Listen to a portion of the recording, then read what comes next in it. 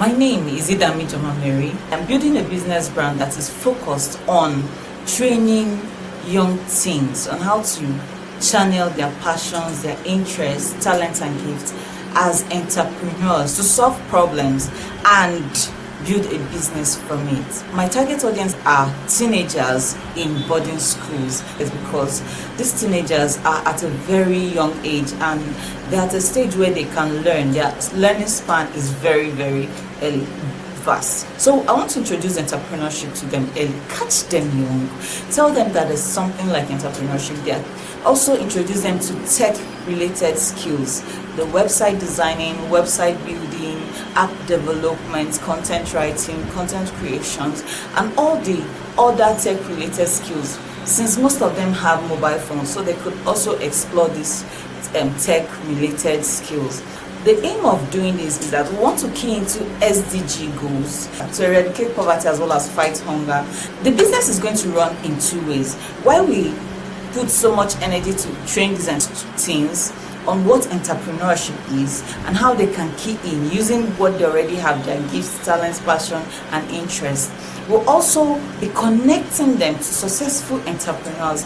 When I mean successful entrepreneurs, the likes of the big names in the industry, the likes of John Obidi, who has used his interest in web design to build a global brand, and a business coach. We're talking about the likes of Idam, who has used her love for writing to build a business as a bestseller on Amazon.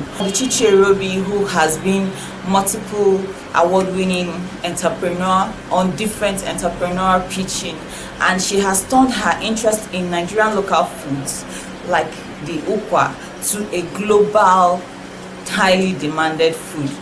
Accounting hub, Ijeoma who has turned her interest in accounting to build a business that offers accounting solutions to other business. Now we have seen that entrepreneurship really offers solutions to problems. So we want to teach these young ones how this works and connect them to successful entrepreneurs. Now we also targeted boarding schools because they buy food in bulk, and this is how we are going to generate our revenue. We are going to supplying them their foodstuffs.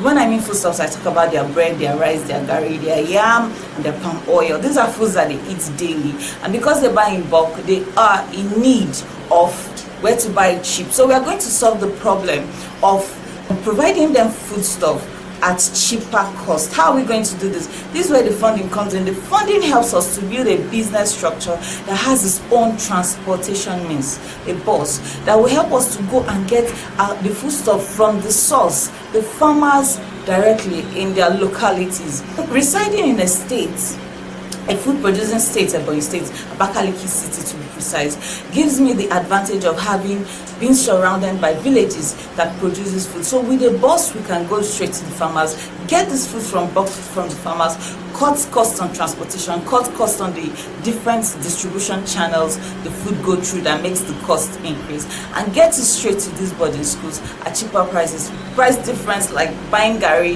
instead of a bag of gari for 9,000 naira, they could get it for 7,000 naira or less. That's the kind of difference we are looking at making. And then we choose food because food is a very lucrative business as well as a very essential need.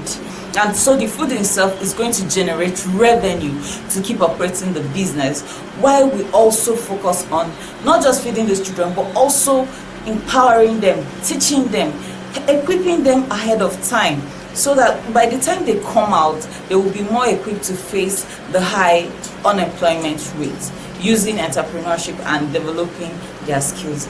We are not just going to deal on teaching boarding schools. Of course, we will also bring in day schools.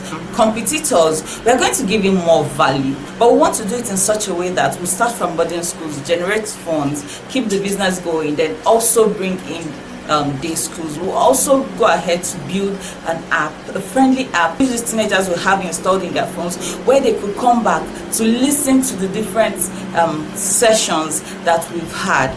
We're going to, as much as possible, keep these children motivated, keep them positive, and help them to know that aside white collar jobs, there are other things that they could do to earn a living, to create positive impact to the society.